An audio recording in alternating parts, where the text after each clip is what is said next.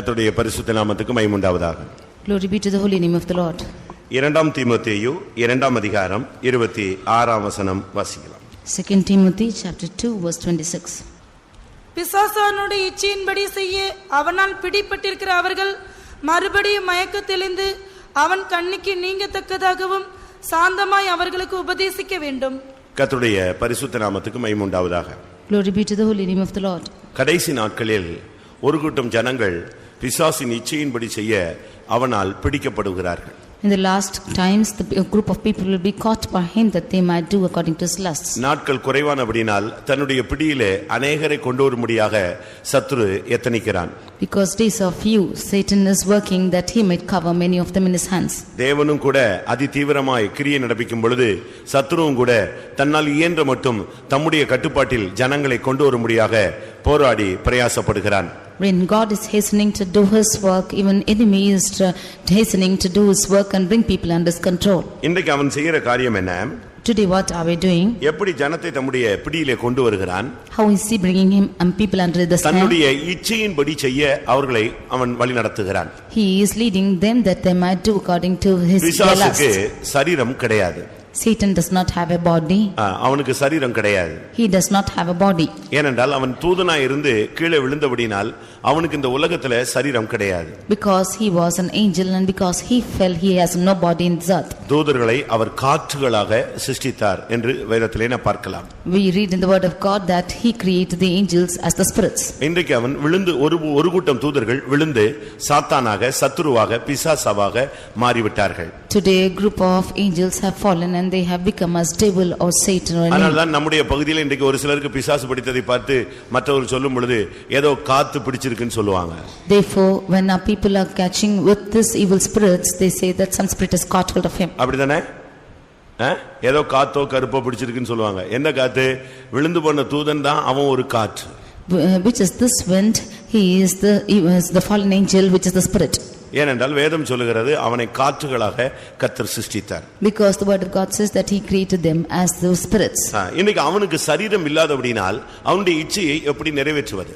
Today because they have no body, how will they fulfill their lusts? ஆனபடியால் தேவசித்தம் செய்யும்படியாக சரீரம் பெற்றுக்கொண்ட நம்மிடத்திலே அவன் புகுந்து நமக்குள்ளே இச்சையை உண்டு பண்ணி அவனுடைய பிடியிலே நம்மை கொண்டு வந்து தன்னுடைய இச்சையை நமக்குள்ளே அவன் நிறைவேற்ற ஆரம்பிக்கிறான். Therefore in us who has to do the will of God, he is entering into us and through our bodies he is fulfilling his lusts. அதனால தான் ஒரு சிலர் தவறு செஞ்சுட்டு நான் ஏன் செஞ்சேன்னு எனக்கு தெரியல, ஏதோ ஒன்று நடந்துருச்சு, நான் எதிர்பார்க்கல, நான் யோசிக்கல அப்படிலாம் சொல்றதுக்கு காரணம் என்னன்னா அவனுடைய மனது இவர்களுக்குள்ளே செயல்படுத்தப்பட்டது. அதுதான் உண்மை. Therefore some of them when they fall into errors, they say that I do not know how did I fall into it, because he is indulging his mind into them to do his work. தன்னுடைய இச்சையை நம்முடைய சரீரத்திலே அவன் நிறைவேற்றி தன்னுடைய ஆசையை பூர்த்தி செய்ய அவன் விரும்புகிறான். He is wanting to fulfill his desire by inserting this lust into man and fulfilling it. இங்கே நாம் பார்க்கும் பொழுது பிசாசானுடைய இச்சையின்படி செய்ய அவனால் பிடிபட்டிருக்கிறவர்கள் அவர்கள் மயக்கம் தெளிய வேண்டும் என்று அங்கே பவுல் பேசுகிறார். Today St. Paul is speaking here that the people should be delivered from these ideas that they are being caught in the lust of this Satan. அந்த மயக்கத்திலிருந்து வெளியே வர வேண்டும். They should come out of this faint. நாம இப்ப இன்னைக்கு நம்ம படிக்க போற சத்தியம் மயக்கம். Today we are going to learn about this fainting. Confusion of mind, அதாவது மனதை குழப்புகிற மயக்கங்கள். This is confusion of mind. ஒரு தேவனுடைய பிள்ளை மயக்கம் தெளிகிறது என்பது மனநிலையில் உள்ள குழப்பத்திலிருந்து வெளியே வருவதை காண்பிக்கிறது. A child of God to be delivered shows that he should coming out of this confusion. இந்த மயக்கத்தை யார் உண்டு பண்ணுவது? Who is causing this confusion? இவன் தான் இந்த மயக்கத்தை உண்டு பண்ணுகிறான். He is only causing this confusion. இந்த கூட்டம் முடியறதுக்குள்ள நமக்குள்ளே இப்படிப்பட்ட மயக்கத்தின் தாக்குதல்கள் இருக்குதா என்பதை நாம் ஆராய்ந்து பார்க்க வேண்டிய நேரம் இதுதான். Today at the close of this meeting we have to research to ourselves and see if we are fallen into these snares of confusion. ஒருவன் எவ்வளவு பெரிய பராக்கிரமசாலியாக இருந்தாலும் அவனுக்கு மயக்கம் வந்து விட்டால் என்ன நடந்ததுன்னு தெரியாது. திடீர்னு அவன் சொல்லுவான் எனக்கு மயக்கம் வந்துருச்சு, அதுக்கு பிறகு என்ன நடந்துச்சுன்னு எனக்கு என்ன செய்யாது தெரியாதுன்னு சொல்லுவான். Today however valiant a man is, if he is confused in his mind, he will not know what to do, and finally he will say that he has been confused and do not know what to do. இந்த ஸ்கூல்ல எல்லாம் பிள்ளைங்க அடிக்கடி மயக்க அடிச்சு விழுவாங்க. Today you can see in the schools that children are fainting. ஸ்கூல்ல அசெம்பிளில பாத்தீங்கன்னா அவனு ரெண்டுன்னு பொத்துன்னு விழும். If you see in the assemblies in school, the children will fall one by one. ஏன்னா காலையில அசெம்பிளிக்காக சீக்கிரமா புறப்பட்டு வரும்போது சரியான சாப்பாடு இல்லாம சாப்பிடாம இந்த பிள்ளைங்க கொஞ்சம் தூரத்துல இருந்து அலைச்சல்ல வரும். இங்க இந்த வெயில்ல நிப்பாட்டுவாங்க. ஒரு டைம்க்கு பிறகு அந்த வெயிலுடைய உக்கரம், சரீர பலவீனம் என்ன நடந்துச்சுன்னு தெரியாது, பொத்துன்னு கீழே விழுந்துருவாங்க. When the children are coming fast to school, they will hasten to come and will not eat. Therefore, the heat of the sun and because they are not eating properly, they will faint. அதுக்கு பிறகு கொஞ்சம் தண்ணி அடிச்சு முகத்துல அடிச்சா கொஞ்சம் தெளிவும், குடிச்சா தெளிவும். After that, by sprinkling some water on their face and drinking water, they will be cleared. அதுபோல ஆவிக்குரிய ஜீவிதத்துல பல மயக்கங்கள் இருக்கு. அந்த மயக்கத்திலிருந்து தெளியலன்னா பரிசுத்த ஆவியின் தண்ணீரை கொஞ்சம் முகத்துல அடிக்கணும். அதுக்கு தான் இந்த சத்தியத்தை நாங்கள் உங்களுக்கு சொல்லிக் கொடுக்கிறோம். Like this, there are even faintings in the spiritual life. In order to clear it, we have to sprinkle this Holy Spirit in their faces. That's why we teach you. அவனால் பிடிபட்டிருக்கிற அவர்கள் மறுபடியும் மயக்கம் தெளியத்தக்கதான ஒரு உபதேசம் தேவைப்படுகிறது என்று அந்த வசனம் சொல்லுகிறது. He is saying that they who are caught in this confusion of mind by him should be sprinkled of this doctrine to be delivered of it. மயக்கம் நீங்கணும்னா ஒரு உபதேசம் தேவைப்படுகிறது. If the faintness should be relieved, then there should be a doctrine. அப்படிதான் அந்த வசனத்தின் கடைசி பகுதியிலே அவர்களுக்கு சாந்தமாய் உபதேசிக்க வேண்டும் என்று சொல்லி இருக்கிறார். That is why in this you should with meekness instruct them, it is said. ஒரு தேவனுடைய பிள்ளையினுடைய வாழ்க்கையில இந்த மயக்கம் என்பது வராதுன்னு சொல்ல முடியாது. எப்ப வரும்னு நமக்கு தெரியவும் தெரியாது. You cannot say this fainting will not come into a child of God and do not know when this will come. ஒரு செகண்ட் கூட திடீர்னு வரும். In a second it will come suddenly. அதுக்கு பிறகு நாமே தெளிவா பெற்றுக்கொள்வோம். And after that we ourselves will be clear. அந்த ஒரு செகண்ட் absence of mind, அதாவது மன இதுல நமக்கு என்ன நடந்துச்சுன்னு தெரியாது.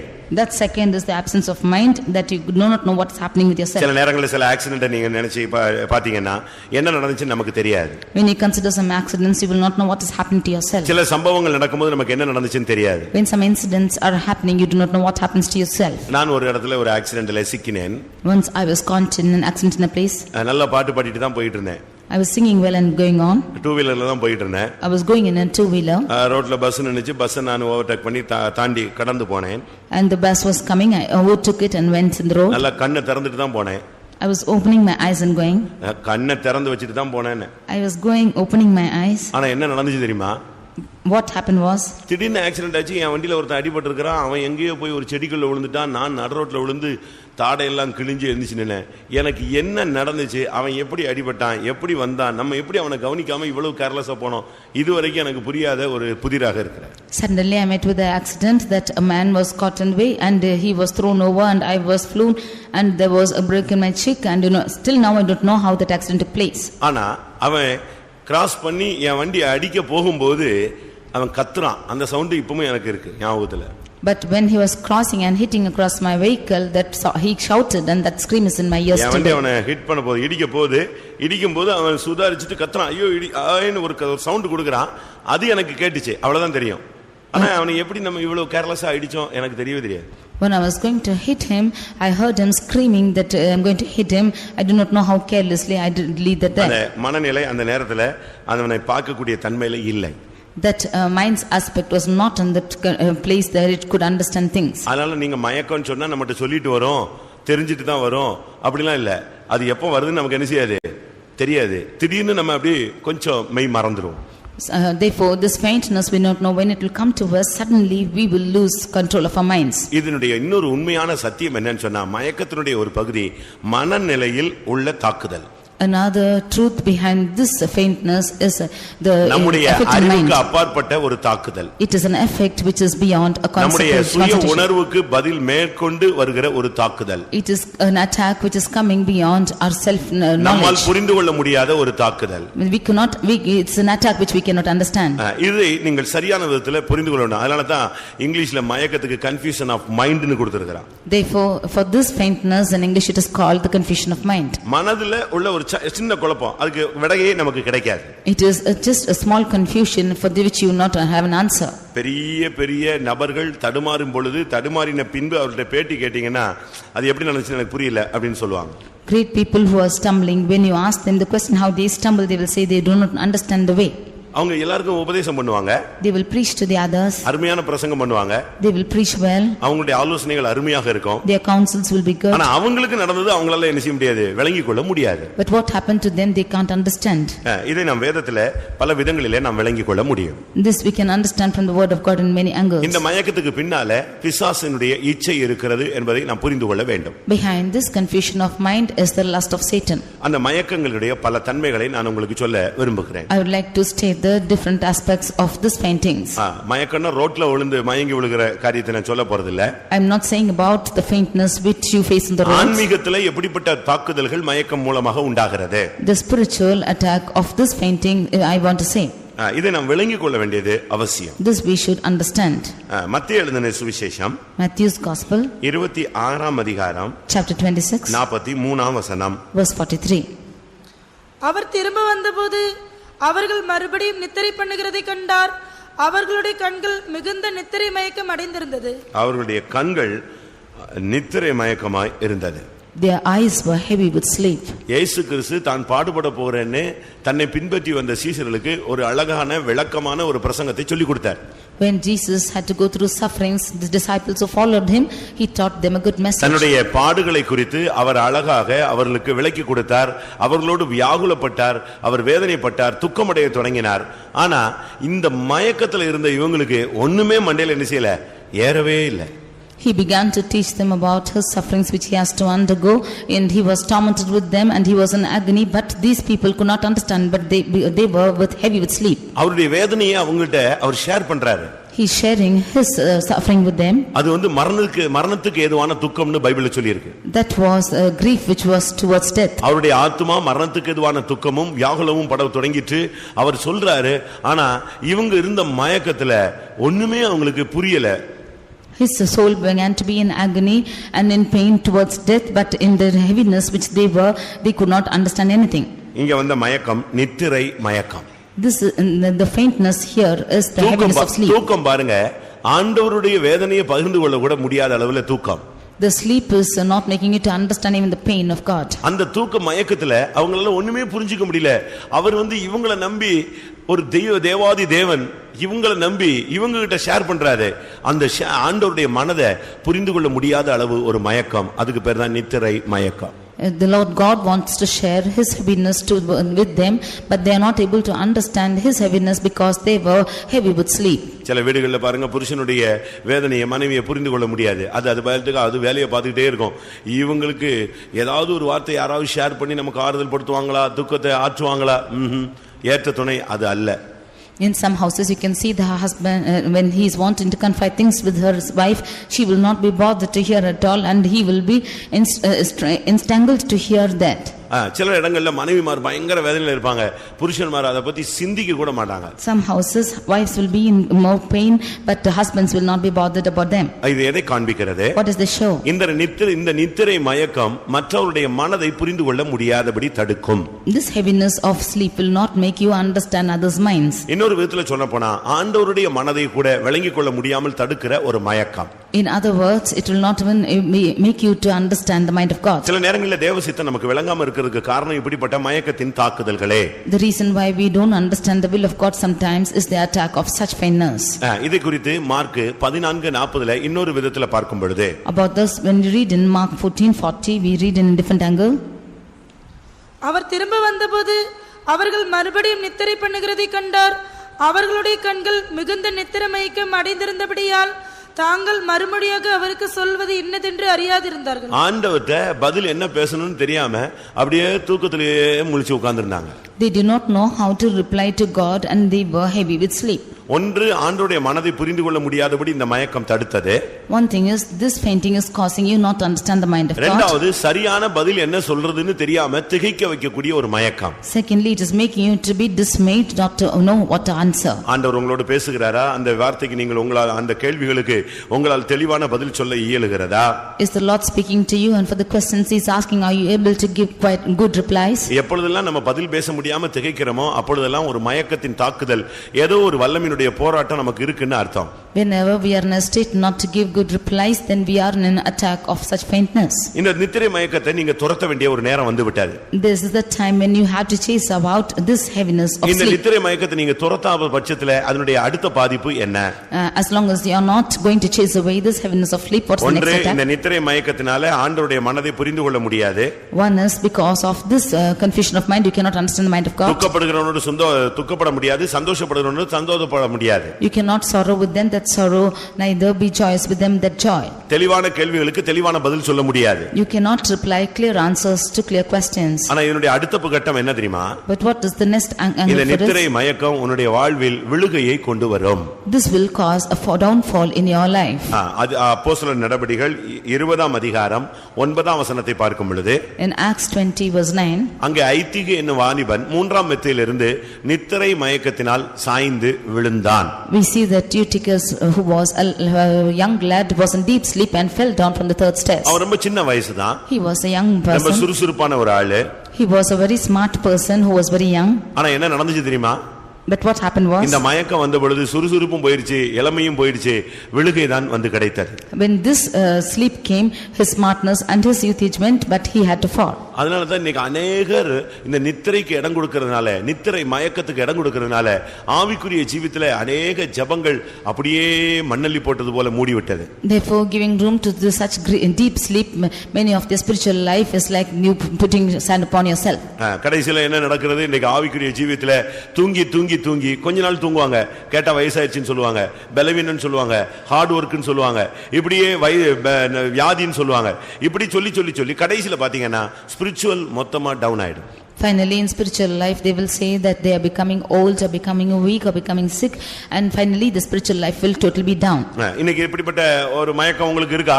Do you have such deep sleeps within you? நித்திரை மயக்கம் இருக்கா? Do you have deep sleep? பிரசங்கம் கேட்டுட்டு இருக்கும்போது தூங்குறவங்களை நீங்க பாத்திருப்பீங்க. There are people who, when they hear the messages, they'll sleep. ஒரு டிரைவர் தூங்கிட்டாரு, என்ன ஆகும்? If one driver is sleeping, what will happen? நான் ஒரு நாள் போய் கொண்டிருந்தேன். One day I was going on a journey. ஒரு சாட்சியை போட்டு கேட்டுட்டே இருந்தேன். I was hearing about a message, testimony. பின்னால உள்ள பிரதர்ஸும் அதை கேட்டுக்கிட்டே இருந்தாங்க. And the brothers behind me were also hearing it. Car ஒரு டிரைவர் ஓட்டிட்டே இருக்கு, ஒரு விசுவாசி ஓட்டிட்டு இருக்காரு. One believer was driving the car. நான் கொஞ்ச நேரத்துல எனக்கு தூக்கம் வந்துருச்சு. After some time I got sleep. திடீர்னு விழிச்சேன். And again I woke. கொஞ்ச நேரம் சாட்சி கேட்டுட்டே இருந்தேன். Sometimes I heard the testimony. திரும்ப கொஞ்ச நேரத்துல எனக்கு அப்படியே மயக்கம் போல இருந்தது. After some time I too began to fall asleep. அப்படியே நித்திரை மயக்கம். Like that, a deep sleep. திரும்ப முழித்தேன். And again I woke. முழிச்சிட்டு பின்னால பார்த்தேன். Again I turned back and saw. அவங்க ரெண்டு பேரும் சாட்சி எல்லாம் கேக்குறதுல எப்பவும் விட்டுட்டாங்க. All the two of them have left to hearing the testimony before. ரெண்டு பேரும் ஏற்கனவே தூங்கிட்டாங்க. They had already slept. சரி, நானும் முழிச்சிட்டு டிரைவரை பார்த்தேன். Now I was awake and saw the driver. அவர் தூங்கிட்டு இருந்தாரு. He too was sleeping. எப்படி இருக்கும்? How it will be? பகல்ல 12 மணிக்கு நான் அப்படி திரும்பி பார்க்கறேன், அவர் தூங்கிட்டு இருக்காரு, வண்டி போயிட்டு இருக்கு. During the daytime at 12 noon, I saw him, then he was sleeping and the vehicle was going on. ஆண்டவர் பார்த்து இவர் தூங்குறான்னு ஒரு வண்டியை வரவிடாம தடுத்து வச்சிருக்காரு. God has graciously preserved by not bringing any vehicle because sleeping. லாங்ல ஒரு டிராக்டர் வந்துட்டு இருந்துச்சு.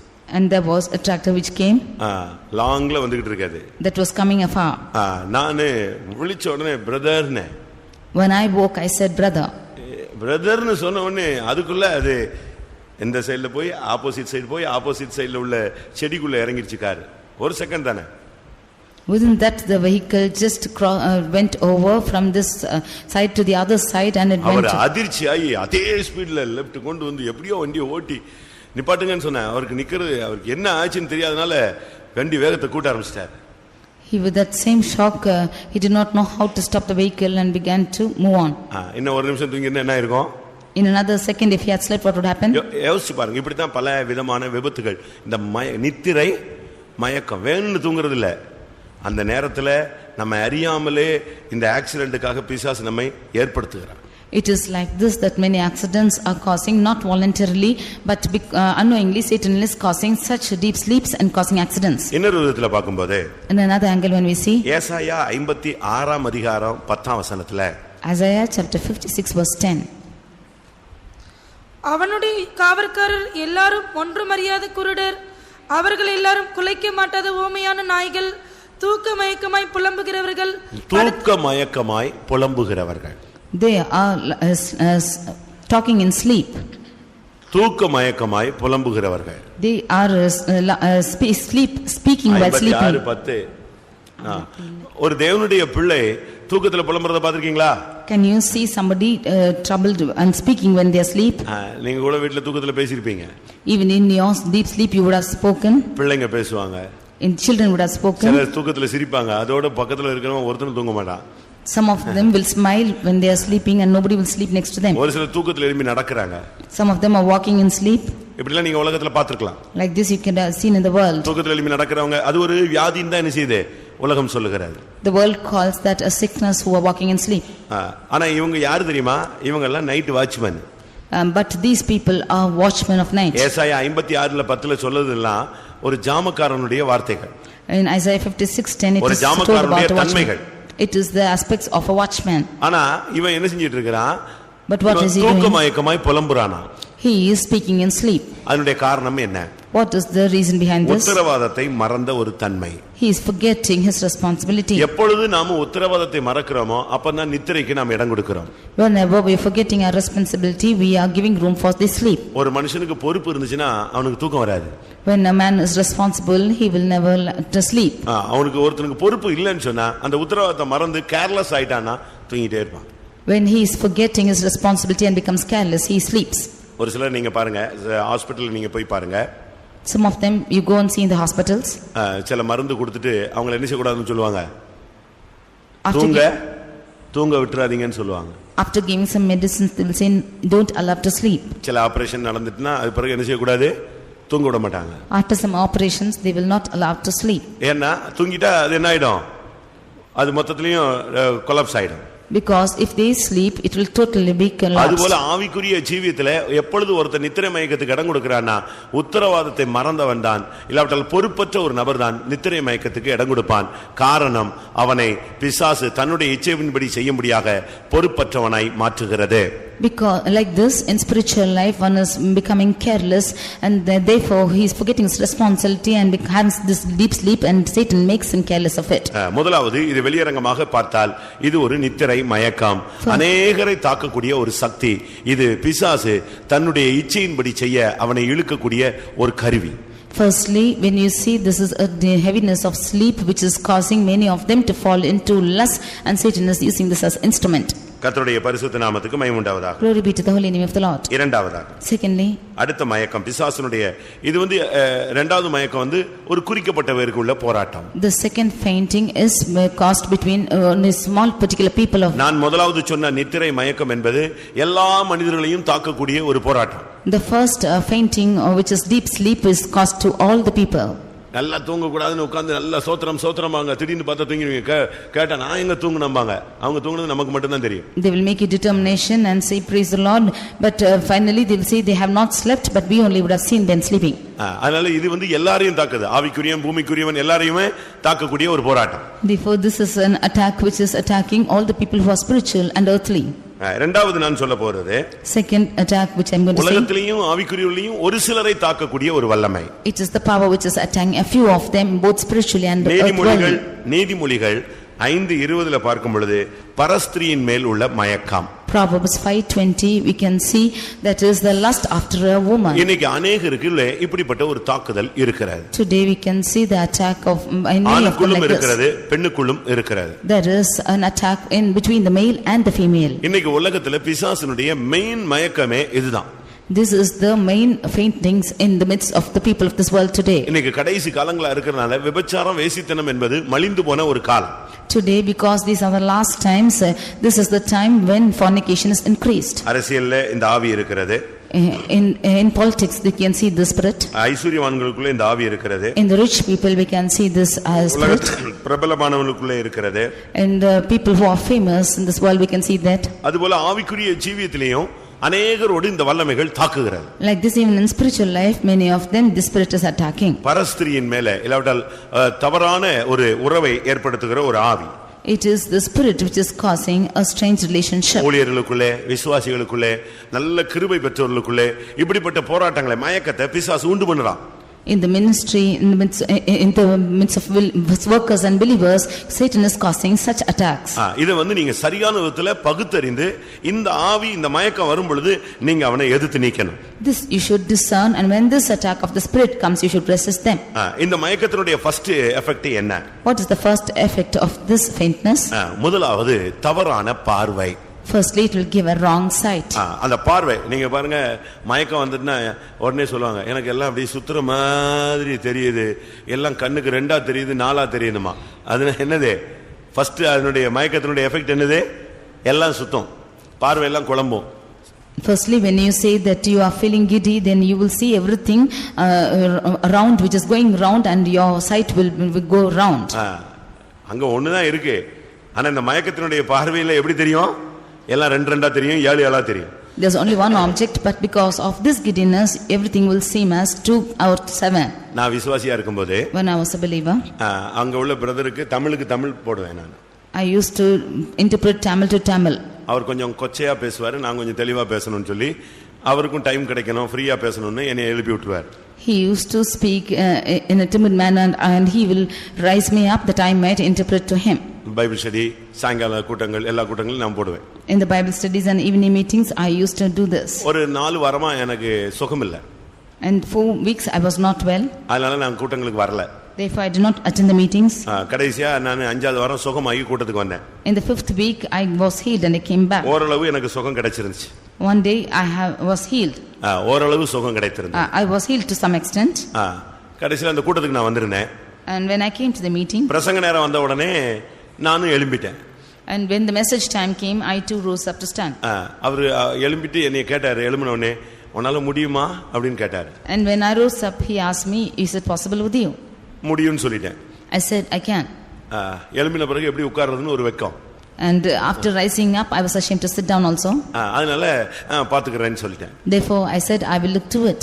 நல்லா தான் போயிட்டு இருந்துச்சு. It was going on well. ஒரு 8:15 வரைக்கும் நல்லா போயிடுச்சு. Till 8:15 it went on well. சாயங்காலம் Bible study. It was evening Bible study. 8:15க்கு நான் பேசிட்டே இருக்கறேன், அப்படியே ஃப்ரண்ட்ல உள்ள ஜன்னல் சுத்த ஆரம்பிச்சது.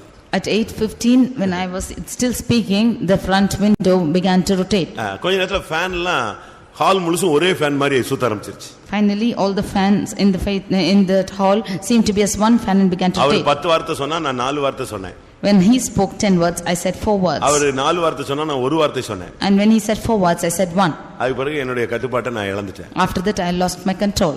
எல்லாரும் கத்திட்டாங்க, மொத்தமா கத்திட்டாங்க. And all of them shouted together.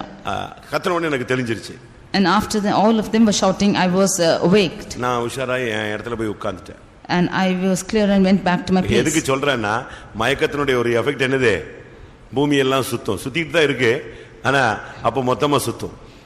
The earth is revolving round, but when that giddiness comes, it will rotate altogether. பார்வை மாறும். And the sight will be different. மனநிலையில உள்ள பாதிப்பினுடைய எஃபெக்ட் அதுதான். And this is the effect of the confusion of mind. தவறான புரிந்து கொள்ளுதல் உண்டாகும். A different understanding will take place. எதை வெறுக்கணுமோ அதை பிரியப்படுவோம், எதை பிரியப்படணுமோ அதை வெறுப்போம்.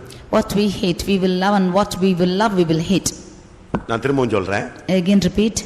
இந்த பரஸ்திரியின் மேல உள்ளதானே இல்லாவிட்டால் தவறான உறவுகளை ஏற்படுத்தக்கூடிய இந்த மயக்கம் வரும் பொழுது எதை பிரியப்படுத்தி புருஷனை பிரியப்படுத்த வேண்டிய இடத்துல வெறுப்பு உண்டாகும், வெறுப்பு உண்டாக வேண்டிய அந்நியன் இடத்துல பிரியம் உண்டாகும்.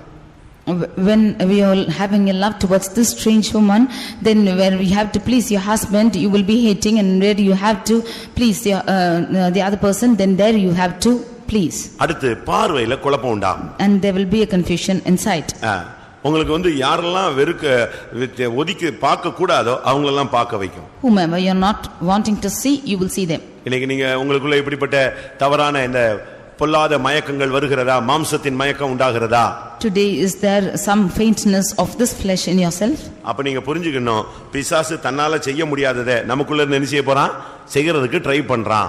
Then you should understand to yourself that what Satan cannot do, he is indulging within you to perform it. அது தன்னுடைய வேலை முடிஞ்ச உடனே அவன் போய்டுவான். When that work is over, he will go away. அதுக்கு பிறகு நீ உட்கார்ந்து பயங்கர போராட்டத்துல இருப்ப. After that you will be in great struggle. அந்த கனி அதுவரைக்கும் ஒரு சாதாரண தன்மையில இருந்துச்சு. இவன் தூண்டின உடனே தன்னுடைய இச்சையை நிறைவேற்ற அந்த பெண்ணுக்குள்ள வந்த உடனே அந்த கனி எப்படி தென்பட்டது? பார்வைக்கு இன்பம். That fruit was ordinarily there before, but when he wanted to tempt them, and that fruit seemed to be good in sight. அது வரைக்கும் அதனுடைய பார்வை வேற. ஆனா இந்த இச்சையின்படி செய்ய இவனுடைய மயக்கம் உள்ள வந்த உடனே அந்த கனி, அதனுடைய தன்மை, அதனுடைய டேஸ்ட் எல்லாமே அவளுக்கு வித்தியாசமா தென்பட ஆரம்பிச்சது. கடைசில ஒரு பெரிய விழுகை வந்தது.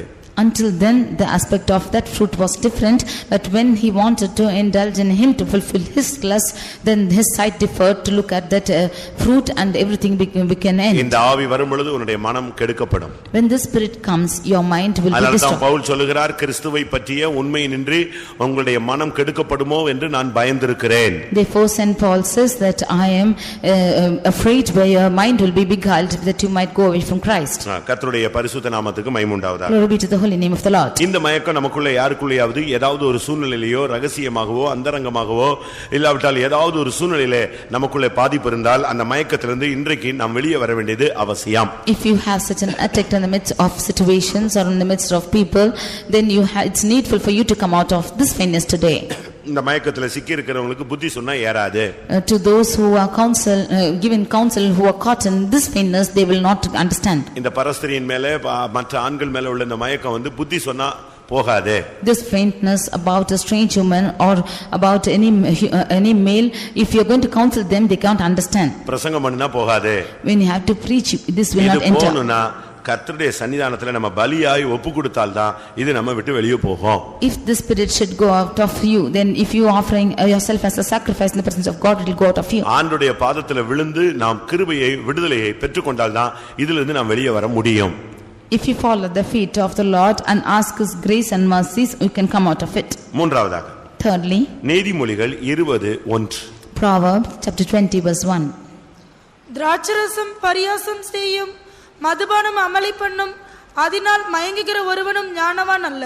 மதுபானத்தில் மயங்குகிற ஒருவனும் ஞானவான் அல்ல.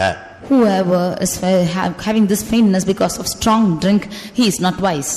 ரெண்டு விதமான மதுபானம் இருக்கிறது. There are two kinds of drinking. ஒன்று எழுத்தின் பிரகாரமான மதுபானம், இரண்டாவது ஆவிக்குரிய ஜீவியத்தில மதுபானங்கிறது அமளி பண்ணுகிற வாழ்க்கை. One is literal drinking, and in spiritual life drinking means it is a cause of deceiving. மதுபானம் ஒரு பிசாசினுடைய ஆயுதம். This wine is the weapon of Satan. இன்னைக்கு பாருங்க, மதுபானத்தினால எவ்வளவு குடும்பங்கள் சீரழிஞ்சிருச்சு தெரியுமா? Because of wine many of the families are scattered. எவ்வளவு பேர் செத்து போயிட்டான் தெரியுமா? You see how many of them have died. அந்த ஆவி, அந்த மதுபான ஆவி வரும் பொழுது அவன் பாத்தீங்கன்னா மிருகம் மாதிரி மாறிடுறான்.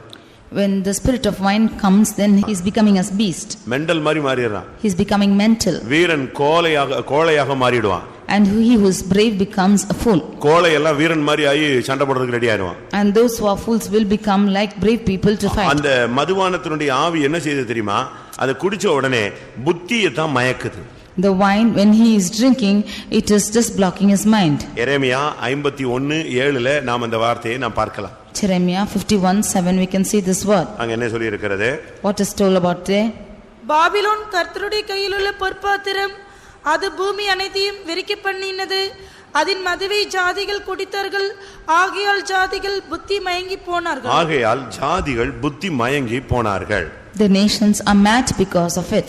இந்த மதுபானங்கிறது ஒரு பெரிய பொல்லாத ஆவியினுடைய ஆயுதம். This wine is the weapon of a great attack of Satan. முழு உலகத்திலே இது ஃபுல்லா கிரியை செய்து கொண்டிருக்கிறார். This is what working in whole of the world. இன்னைக்கு பாருங்க எவ்வளவு பேர் இந்த மதுபானத்துல அடிமைப்பட்டு கிடக்குறாங்க தெரியுமா? Today how many of them are enslaved to this wine? யாருக்கு காயங்கள்? Who is having wounds? யாருக்கு வேதனை? Who is having pains? யாருக்கு சண்டைகள்? Who is having fights? யாருக்கு புலம்பல்? Who is having lamentations? யாருக்கு காரணமில்லாத காயங்கள்? Who is having wounds which are not யாருக்கு இரத்தம் கலங்கின கண்கள்? Who is having eyes which are being blooded? நீதிமொழிகள் 23:29 இருந்து கடைசி வரைக்கும் படிச்சீங்கன்னா இந்த சாராயம் குடிச்சவனுடைய லைஃப அழகா எழுதப்பட்டிருக்கிறது. In Proverbs 23 from 23 to the last, if when you should see, you can see about these verses about wine. எப்ப பார்த்தாலும் ஒரு சிலர் சாராயம் குடிச்சிட்டே இருப்பாங்க. Some of them continually will keep drinking wine. கடைசில பாத்தீங்கன்னா அவன் எப்பொழுதும் நடுக்கடல்ல படுத்த மாதிரி தான் படுத்திருப்பான். Finally he will be as the person who is lying in the mid sea. என்ன அடி விழுந்தாலும் அடி வாங்கினாலும் அவனுக்கு உரைக்காது. Whatever beatings or stripes he will get, he will not be painful to him. 35 வசனம் சொல்லுது, என்னை அடித்தார்கள் எனக்கு நோகவில்லை, என்னை அறைந்தார்கள் எனக்கு சொரணை இல்லை. அதனால தான் போலீஸ் வந்து இந்த சாராயம் குடிச்சவன நாய் அடிச்ச மாதிரி அடிக்கிறாங்க. இது ஒண்ணு அவனுக்கு உரைக்காது. In verse 35 it is said, they beaten me and I felt not, and they have stricken me and was not able to feel. Therefore if the police will beat these people who are drunk, they will not be able to feel. இன்னைக்கு எத்தனை பேர் இன்னைக்கு சாராயத்தினால குடும்பங்கள் அழிஞ்சிருக்கு தெரியுமா? Today how many families have been destroyed because of wine? இந்த ஆவி ஒரு மயக்கம். This spirit is a fainting. நாளைக்கு குடிக்க மாட்டேமா. Tomorrow I will not drink. சத்தியம் பண்ணுவான். He will promise. நாளைக்கு நைட் பாத்தீங்கன்னா என்ன செஞ்சிட்டு வருவான்? குடிச்சு தான் தெளிவா வருவான். Tomorrow night he will again drink and come clearly. ஒரு சிலர் குடிச்சா கூட நாங்க ரொம்ப தெளிவா இருக்கோம்னு பேசுவான். Some of them even if they drink they will speak very clearly. குடிச்சு அந்த சரீரம் அந்த கட்டுப்பாட்டுல போனதுனால குடிய விட்டா கை கால்லாம் உதறும். He is keeping on drinking and he is addicted to it, and if he loses this drinking, then he will lose his control. இன்னைக்கு अनेक இடங்கள்ல மதுபானத்தின் ஆவினால अनेகர் பாதிக்கப்படுறாங்க. Today many of them are attacked by this spirit of wine. अनेக விசுவாசிகள் குடும்பங்கள்ல கூட இப்படிப்பட்ட ஆவியினுடைய தாக்குதல்னால அந்த குடும்பங்கள் எவ்வளவோ சீரழிகிறது. Even the believers families have been scattered abroad because of this spirit of wine. கடைசில இதனுடைய வேலை என்னன்னா புத்தி மயக்கம். Finally the work of this spirit is the fainting of mind. குடிச்சு இந்த சரீரத்தில் உள்ள பல அவயவங்கள் கெட்டு போய் சீக்கிரமாய் மரணத்தை சந்திக்கிறார்கள். Keeping on drinking the parts of the body are being destroyed and finally they have a destruction. இன்னைக்கு பாருங்க பெண்களும் கூட குடிக்க ஆரம்பிச்சிட்டாங்க. Today even women started to drink. அது அப்படி ஒரு பிராக்டீஸ் இப்போ சமுதாயத்துல ரொம்ப வேகமா பரவிட்டு வருது. Such a practice is very fastly moving in the society. முந்தில இந்த கிராமங்கள்ல மலை ஜாதி ஜனங்கள் தான் அப்படி எல்லாம் செஞ்சாங்க. Before even in the villages and the people of the mountainous places alone will do this work. ஆனா இப்போ அப்படி இல்ல. 20 வயசு பொண்ணு கூட நல்ல கம்ப்யூட்டர் இன்ஜினியர் கூட என்ன செய்ய ஆரம்பிக்கிறாங்க. அது ஒரு கல்ச்சர் மாதிரி மாறிட்டு வந்துருச்சு. இப்போ எல்லாரும் குடிக்க ஆரம்பிச்சிட்டாங்க.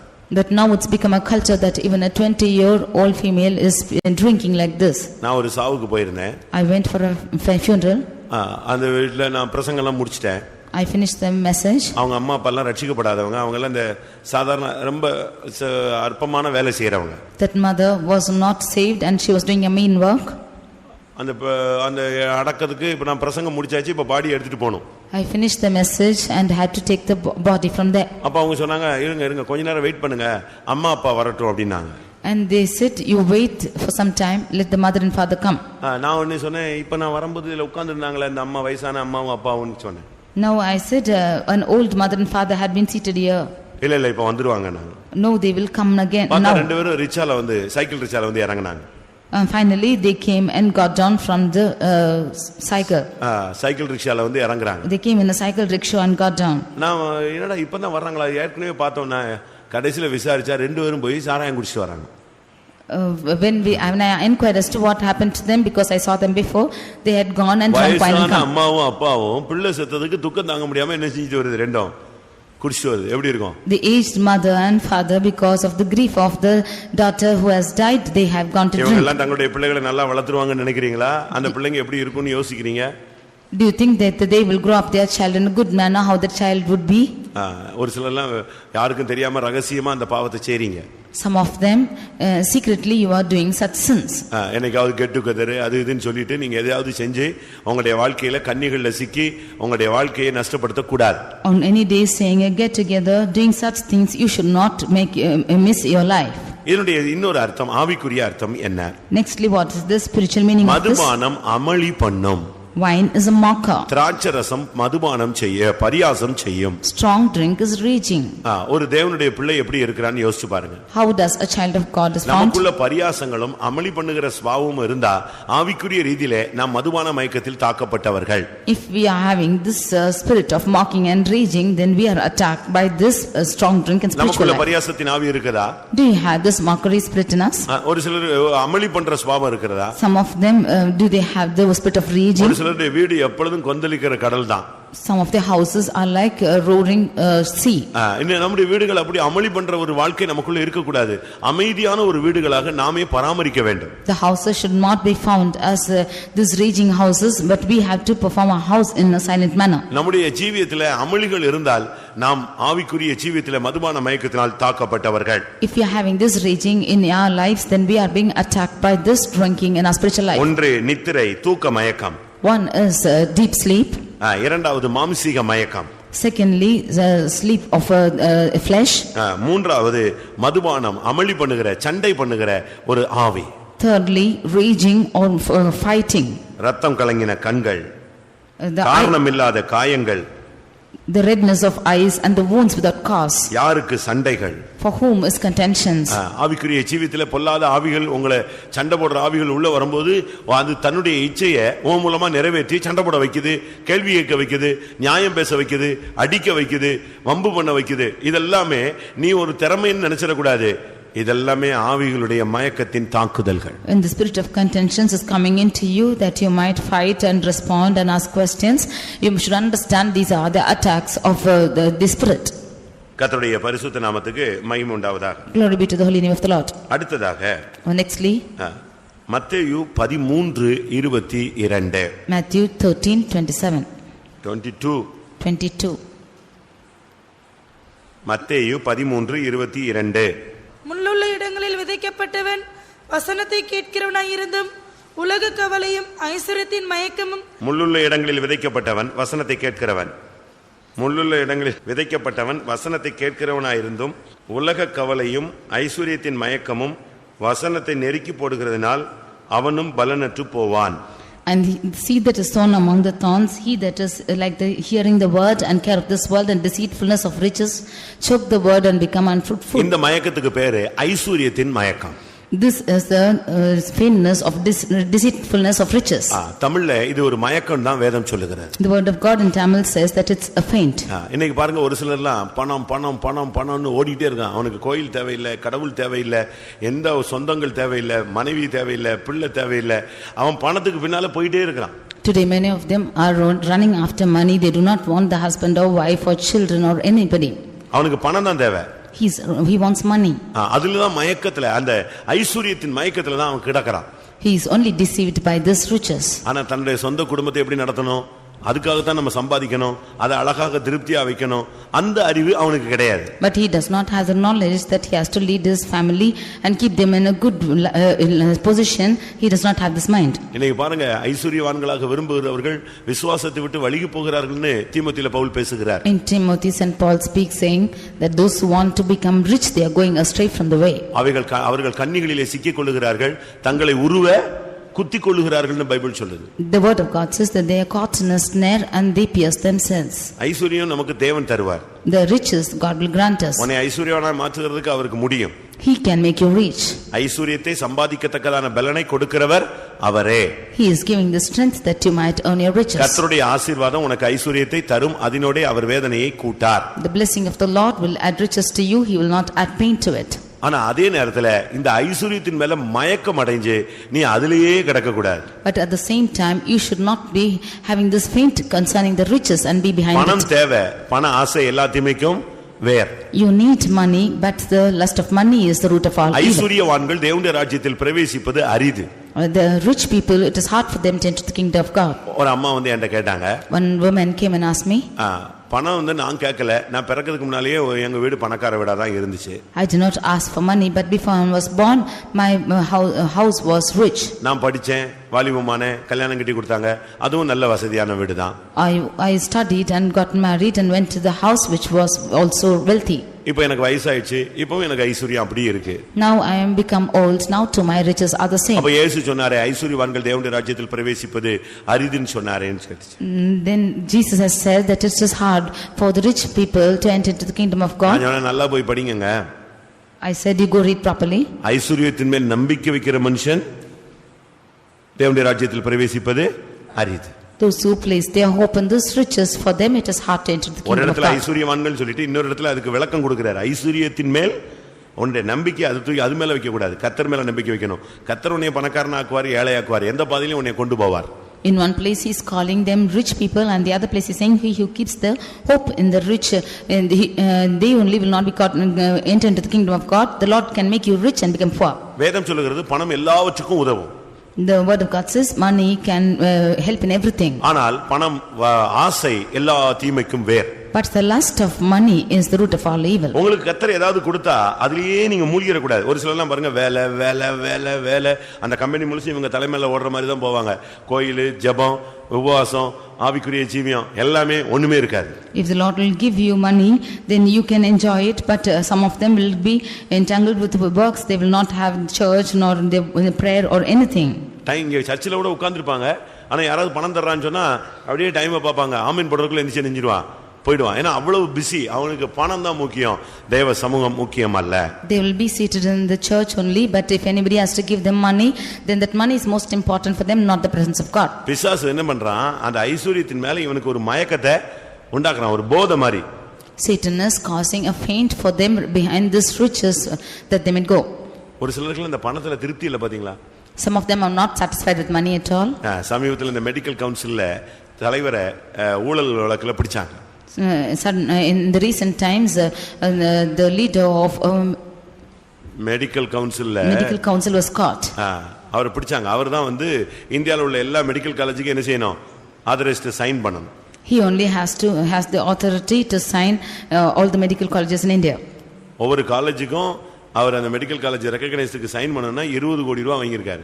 For every college he has got 20 crores that he might sign them. அவரை பிடிச்சிட்டாங்க. And they caught hold of him. பணத்தை கொடுத்து கையை மையமா பிடிச்சிட்டாங்க. And because of the money he was caught red-handed. கடைசில அவர் வீட்டை செக் பண்ணாங்க. Finally they checked his house. எவ்வளவு பணம் இருந்துச்சு தெரியுமா? How much of money they had? 1800 கோடி வச்சிருந்தான். 1200 crores. 1800 crores. 1800 crores.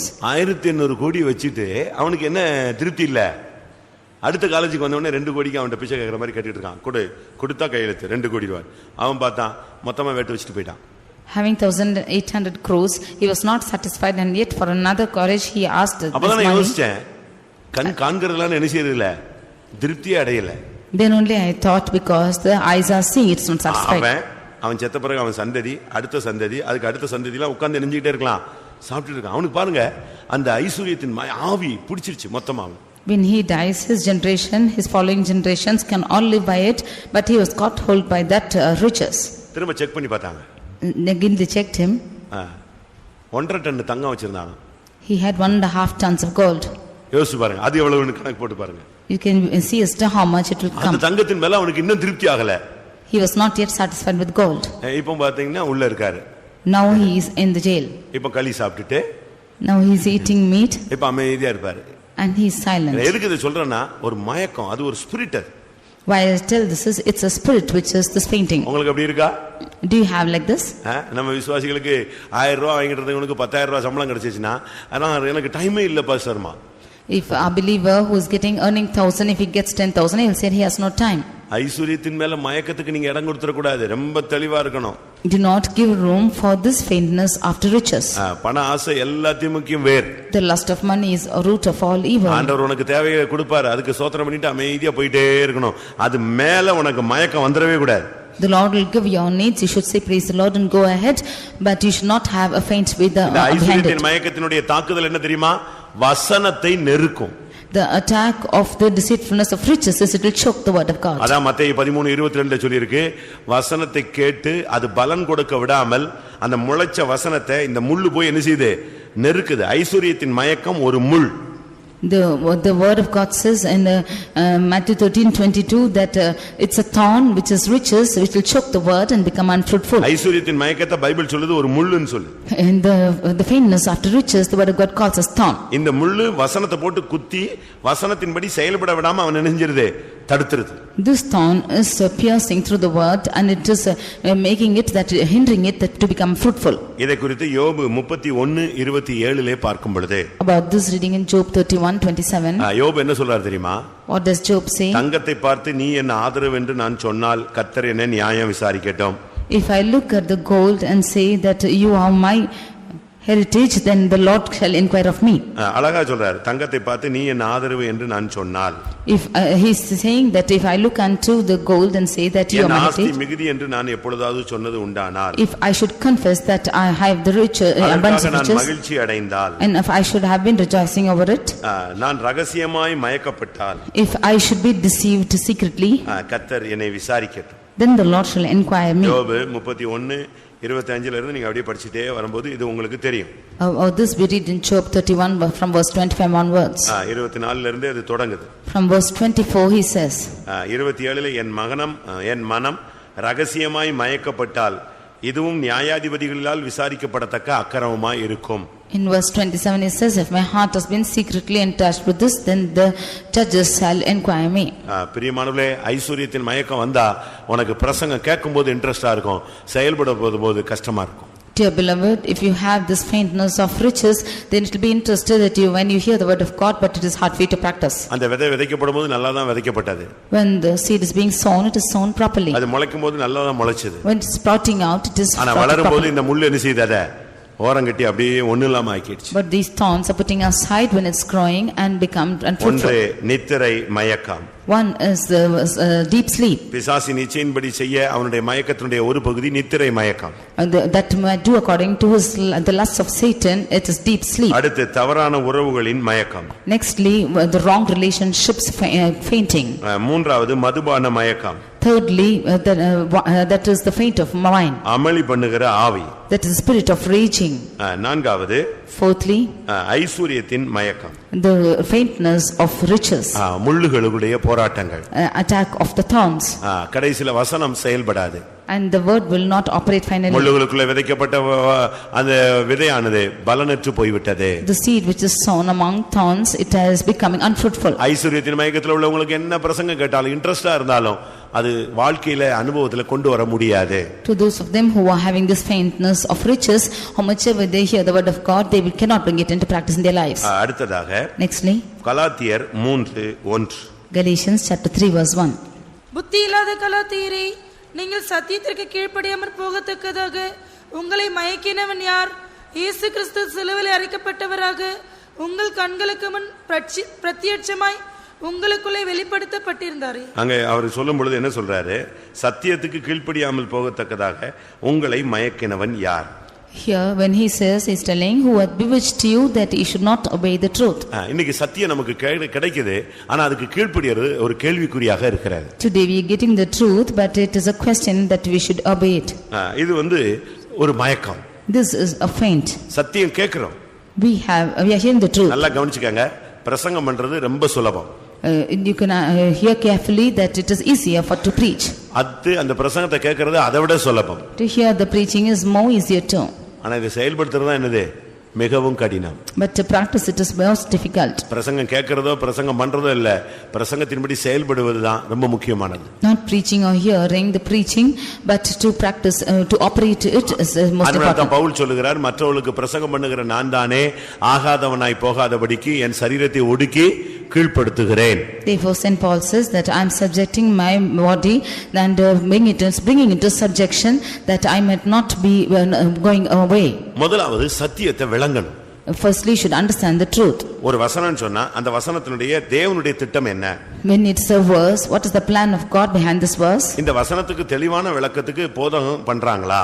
Are they preaching for a clear explanation of this verse? ஏன்னா நமக்கு எல்லாருக்குமே ஞானம் இருக்கு. Or we all have wisdom. நமக்கு எல்லா விதமான கிருபையும் கர்த்தர் நமக்கு தந்திருக்கிறார். The Lord has given all of us the grace.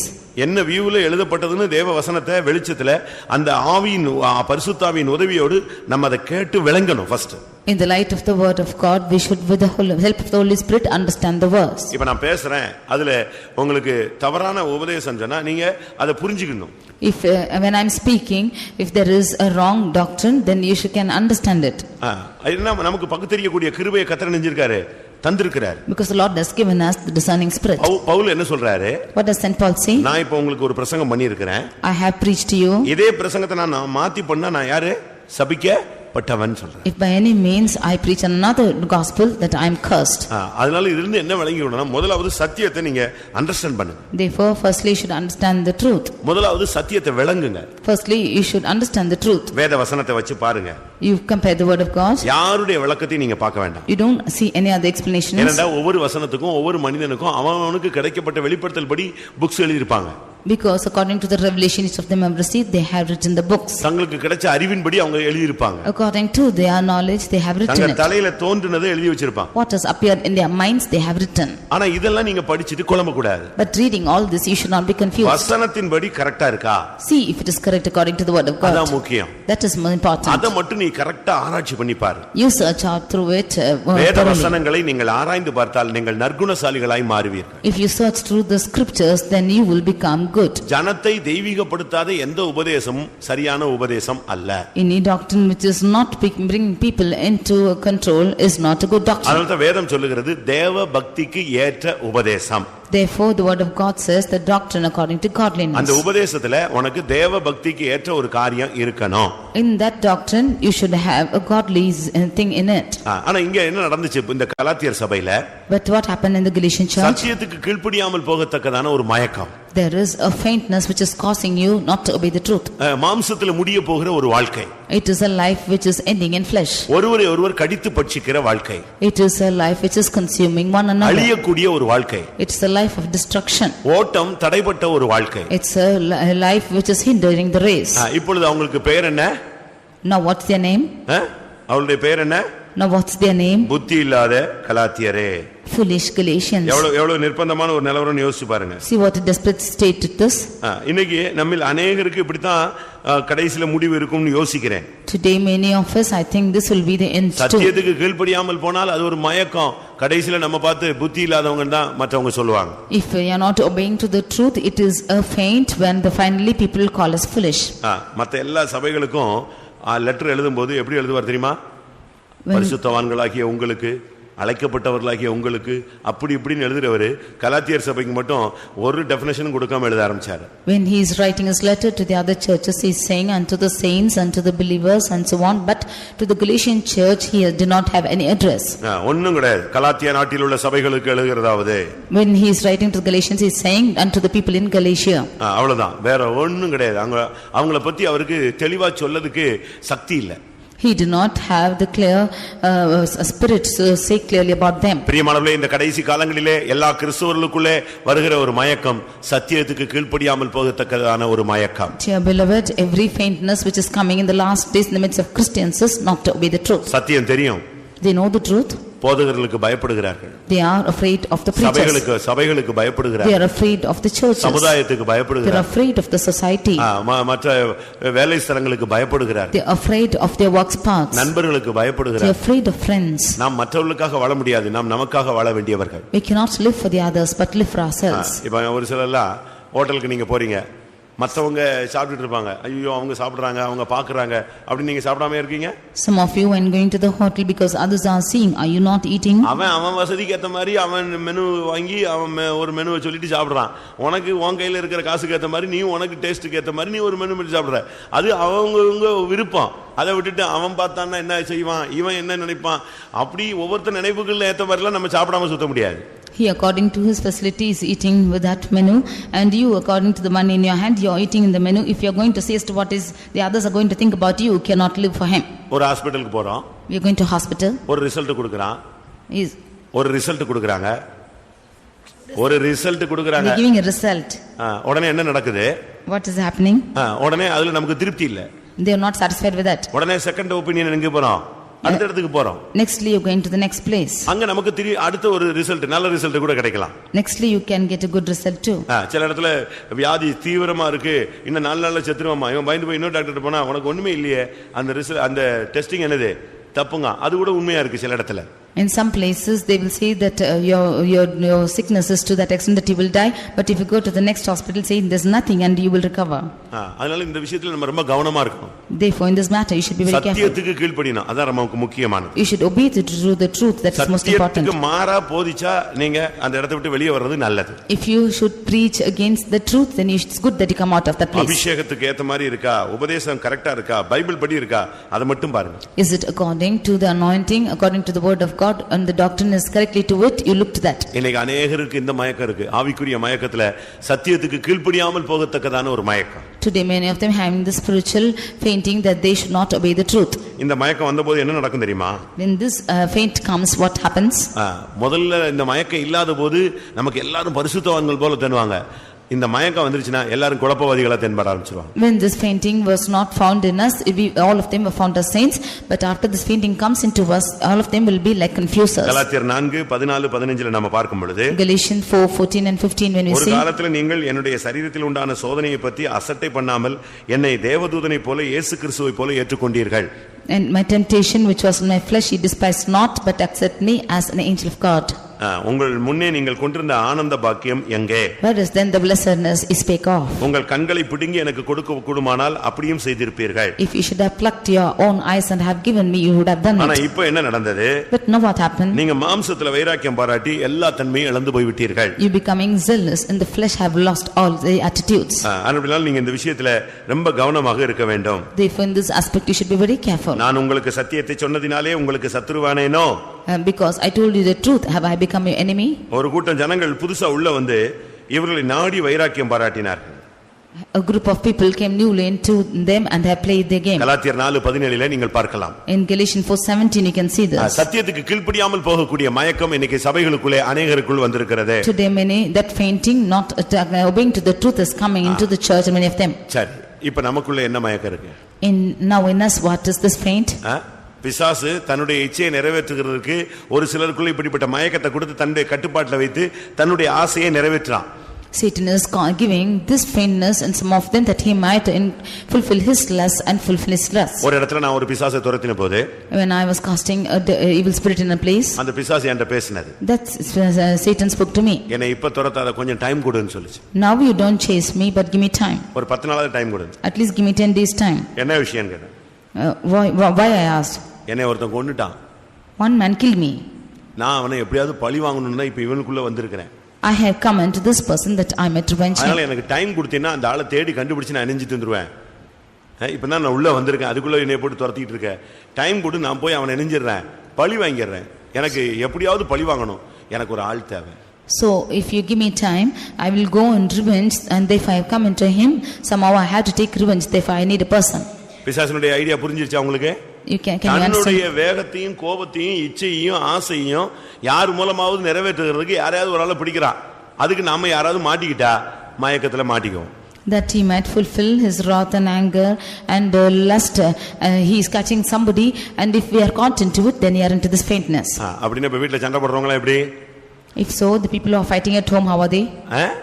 ஏதோ ஒரு ஸ்பிரிட் உள்ள வந்து சண்டை போடுறதுக்கு இன்ட்ரெஸ்டா இருக்கு, நீ இடம் கொடுத்த உடனே வீட்டுல எல்லாத்தையும் வம்பிழுக்க வைக்குது. Some spirit is interested to come into you and fight, leaving everything you are fighting. இந்த இன்னொரு ஆவியை இன்னொரு மயக்கம் என்ன பண்ணுது?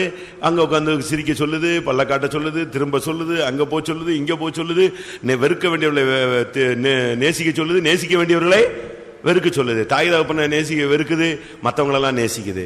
The next spirit is asking you to sit there, stand there and laugh and hate your parents whom you have to love and love the others whom you have to hate. இப்ப பிசாசு என்ன செய்றான்? Well, now what Satan does? நித்திரை மயக்கத்தை, தூக்க மயக்கத்தை உண்டு பண்றான். Now he is causing deep sleep. பிரசங்கத்தை கேட்க வர்றது இல்ல. Not allowing you to hear the message. அதிகாலையில எழும்ப விடுறது இல்ல. Not allowing to rise in the early morning.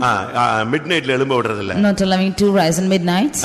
எல்லா இடங்களிலும் உன்னை நித்திரை மயக்கத்துல தாக்கி ஒண்ணுமில்லாம ஆக்கிறான். He is causing deep sleep into you and making nothing.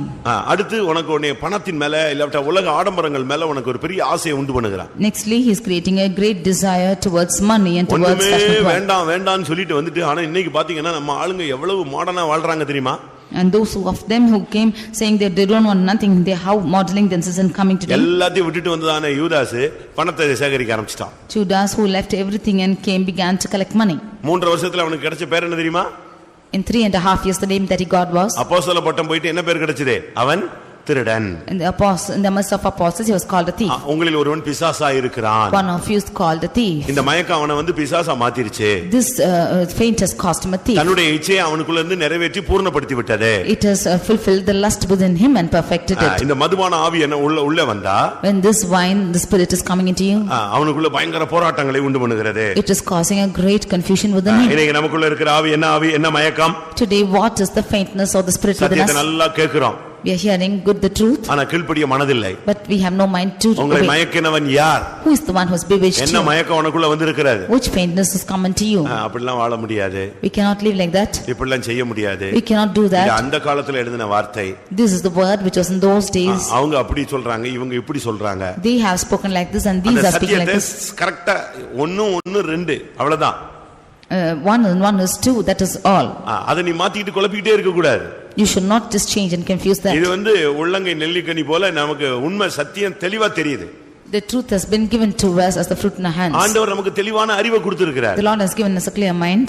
ஆனா நமக்கு தான் கீழ்ப்படியாமல் போகத்தக்கான ஒரு மயக்கத்தின் தாக்குதல் வந்து கொண்டே இருக்கிறது. But we only are having this attack of this faith that we should not obey. எல்லாரும் கண்களை மூடுவோம். Let's all close our eyes. இந்த மயக்கத்தின் ஆவி நம்மை விட்டு விலகட்டும். மயக்கத்திலிருந்து ஒரு தெளிவுக்குள்ளே நீங்கள் வாருங்கள். Let this spirit of fainting depart from us. From that giddiness you should come to நமக்குள்ள இருந்து ஒரு கனநித்திரையின் வேலையை செய்ய ஆரம்பிச்சிருவான். Because otherwise Satan will begin his work in us. தவறான இச்சைகளை கொண்டு வந்து விடுவான். He will bring erroneous or deceiving நம்ம lust. சண்டை போடுற ஒரு ஆளா மாத்திடுவான். He will make us a confused உலக ஆடம்பரத்துல நமக்கு மயக்கத்தை கொண்டு வந்துருவான். He will bring us into us the confusion of சத்தியத்தை கீழ்ப்படியாமல் நம்மை தடுத்து விடுவான். He will hinder us from obeying the truth. அதனால இனிமேல் நான் பிசாசின் இச்சையின்படி செய்ய மாட்டேன் என்று மயக்கம் தெளியக்கூடிய ஒரு தன்மைக்கு நாம் கடந்து வருவோம். Let us come into a clarity of mind wherein we will not yield to the faintings of the devil. சில நிமிடங்கள் கண்களை மூடுவோமாக. Sometimes let us close our eyes. இந்த வசனத்தின் மூலமாக உள்ள ஒரு தெளிவு நமக்குள்ளே உண்டாகட்டும். We need a clarity of this word of God. அந்த வசனத்தின் மூலமாக இல்லாவிட்டால் வார்த்தையின் மூலமாக இல்லாவிட்டால் கிருபையின் மூலமாக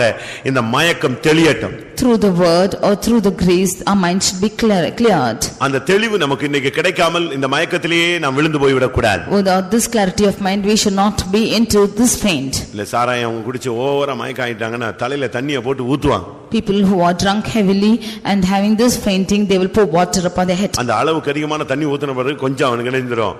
ஓரளவு தெளிவு கிடைக்கும். After an amount of water is being poured upon his head then there will be clarity. நித்திரை மயக்கத்துல இருக்கவங்களுக்கு கொஞ்சம் முகத்துல தண்ணி அடிச்சிட்டா தெளிவு உண்டாகும். Those of them who are in deep sleep if some water sprinkled on their face they will be cleared. ஐஸ்வரியத்தின் மயக்கத்துல இருக்கிறவனுக்கு ஒரு அடி விழுந்தா கொஞ்சம் தெளிவாயிடுவான். To those of them who are in this faint of riches if they are given one beating they will be cleared. மாம்சத்தின் பிடிகளை சிக்கி இருக்கிறவனுக்கு ஒரு சிட்சை கொடுத்தால் தெளிவாயிடுவான். To those of them who are caught in this lust of flesh then if they are given a punishment they will be cleared. சத்தியத்துக்கு கீழ்ப்படியாமல் போகிற மயக்கத்துல உள்ளவங்களுக்கு கர்த்தரே வசனத்துல இன்னும் ஒரு தெளிவை கொடுக்கட்டும். And to those of them who are not able to obey to the truth if they are given a clear vision of this word that will be they be clear.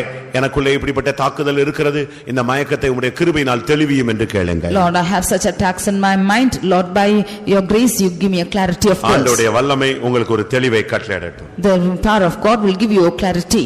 ஆண்டவருடைய வல்லமை ஒரு தெளிவை கட்டளையிடட்டும். The power of God will give you a clarity. ஆண்டவரே அவனுடைய இச்சையின்படி நான் செய்யவே கூடாது. Lord, I shall not fulfill his lust. நான் பிடிபட்டது உண்மை.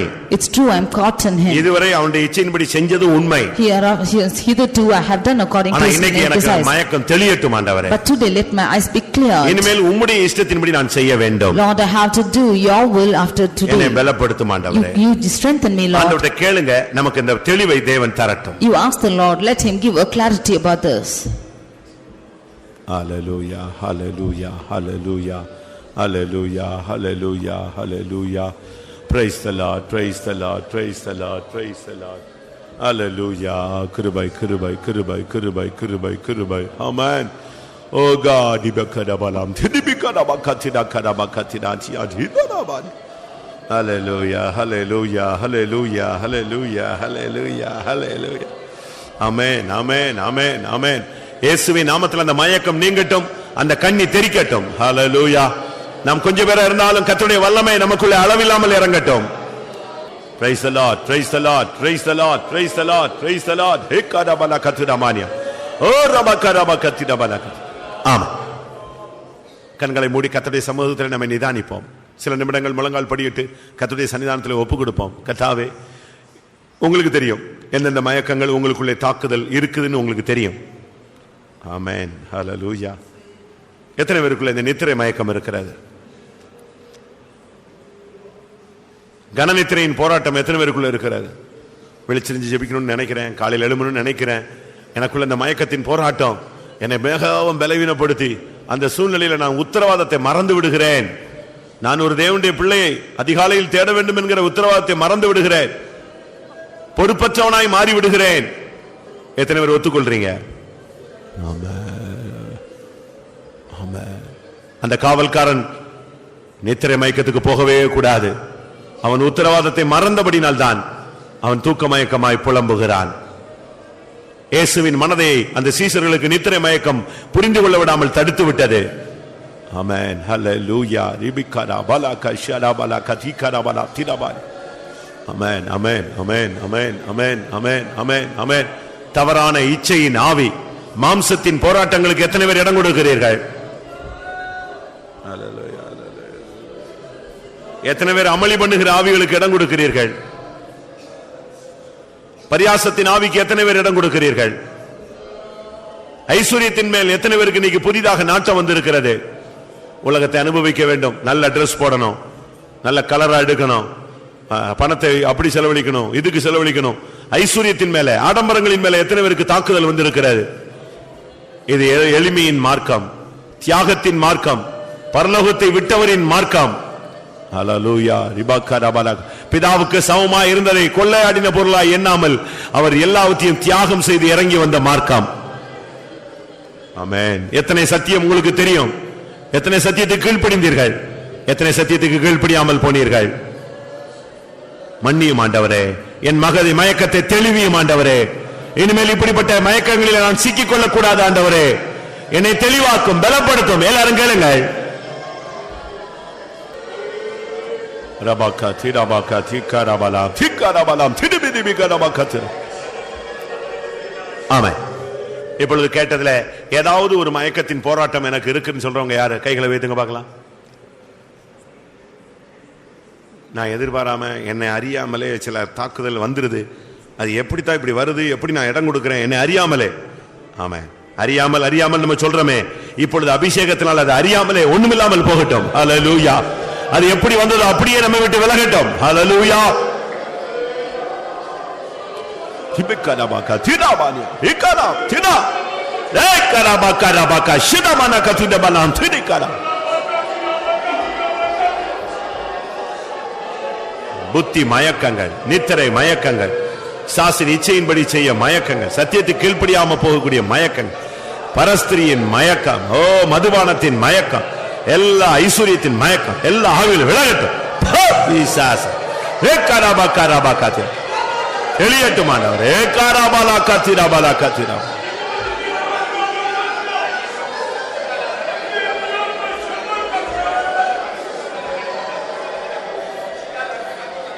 ஹல்லேலூயா.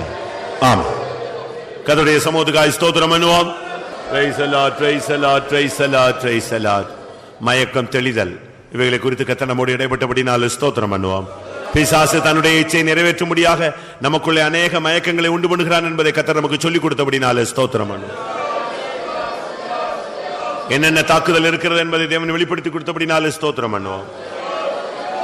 கிருபையினால, இந்த சத்தியத்தினால, இந்த உபதேசத்தினால ஒரு தெளிவை பெற்றுக்கொண்டு வாழ்ந்து அவரை சந்திக்க உதவி செய்ய முடியாது. ஸ்தோத்திரம் பண்ணுவோம். பிதாவாகிய தேவனுக்காய் ஸ்தோத்திரம் பண்ணுவோம். குமாரன் கிறிஸ்துவுக்காய் ஸ்தோத்திரம் பண்ணுவோம். பரிசுத்த ஆவியானவருக்காய் ஸ்தோத்திரம் பண்ணுவோம். எல்லா மகிமையும் அவருக்கே செலுத்தி ஸ்தோத்திரம் பண்ணுவோம். ஜெபம். ஆமென். நம்முடைய கர்த்தராகிய இயேசு கிறிஸ்துவின் கிருபையும் பிதாவாகிய தேவனுடைய அன்பும் பரிசுத்த ஆவியின் ஐக்கியமும் நம் அனைவரும் சகல பரிசுத்தவான்களுடைய கர்த்தராகிய இயேசு மகிமையிலே வெளிப்படும் மட்டும் இருப்பதாக. அல்லேலூயா, அல்லேலூயா, அல்லேலூயா.